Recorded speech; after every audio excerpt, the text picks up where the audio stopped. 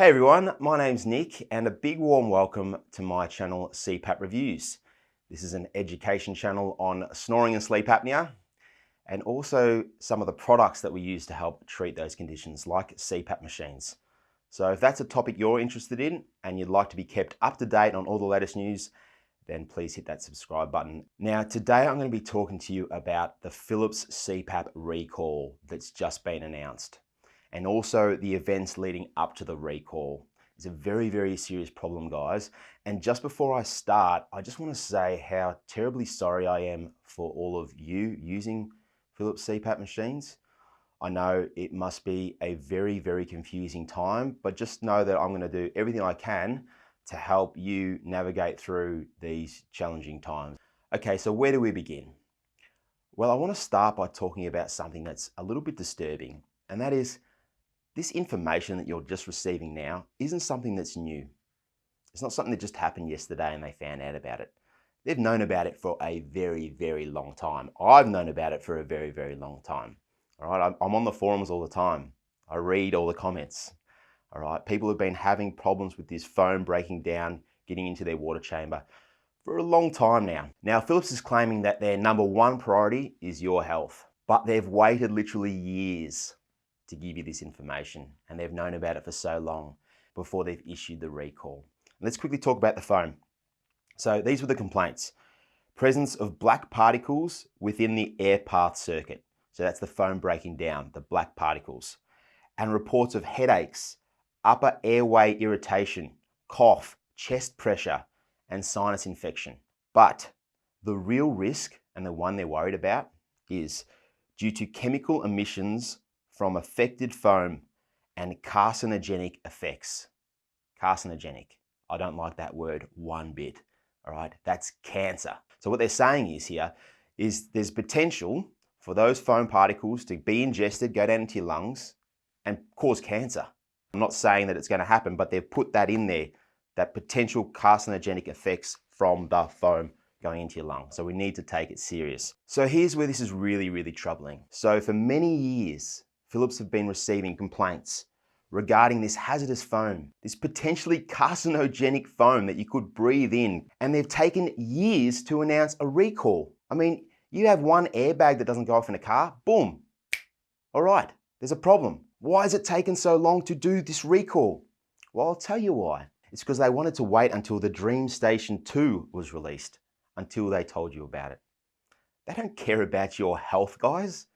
All right? They care about one thing. All these companies care about one thing. It's money. Don't you get it? They wanted to wait until the DreamStation 2 was released, then they could do the recall, so then you guys could move all across to the DreamStation 2.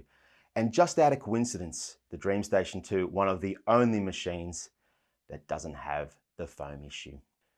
Now, you should all be really disappointed at this behavior and angry.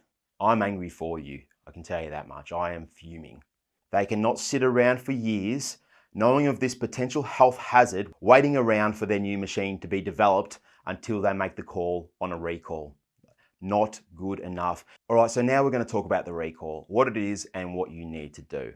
Now, I am going to put a link to this article in the description of the video, so please go and click that link once this video is finished and read the article, okay? It has all the frequently asked questions, all the machines, everything you need to know, although a few things that aren't quite here yet, all right? So for patients, users, and caregivers, Philips is creating a registration process that will allow patients, users, and caregivers to look up their device serial number and begin a claim if the unit is affected. As it stands, please check back soon as we will be adding this functionality within the next few weeks. Okay, so you can't register just yet. So here's what Philips is suggesting you do in the meantime. If you are on a ventilator machine, keep using your machine. Don't go and stop your machine. If you're on a CPAP, a BiPAP, an APAP, then discontinue the use of your device and work with your physician or CPAP clinic provider to determine the most appropriate options for continued treatment. So they are suggesting that you stop using your machine. Now, Now, I was shocked by the number of models affected by this recall. It's huge, all right? But these are the main ones that I know you, the viewers, have, and that's your DreamStation ones. So that's your white DreamStation, your autos, your CPAP, your BiPAPs, that sort of thing. Your System 160 series, and also your Remstar machines. So look, go to the link. It's got all the pictures there for you. You can check that out.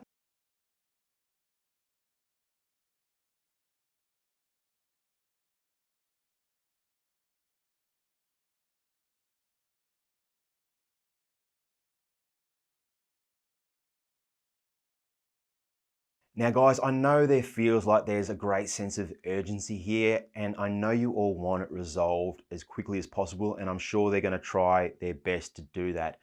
But you do need to realize that it is a huge task ahead, okay? There's millions of you using these CPAP machines, and it is not just a click your fingers and yay, we all go back to sleep moment. So just take a deep breath, relax.